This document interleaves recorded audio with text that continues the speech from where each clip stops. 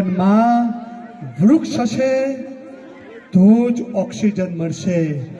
જીવનમાં કઠિયારો ન બનો, વૃક્ષો બચાવો।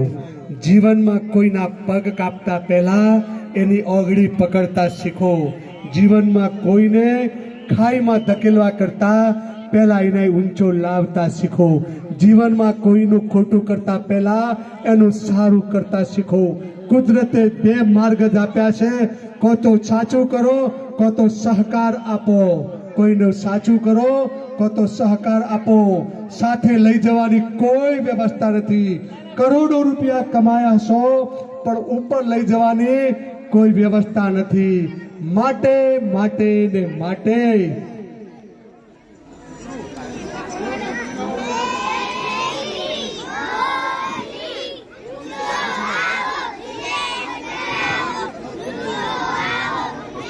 વૃક્ષો વાવો।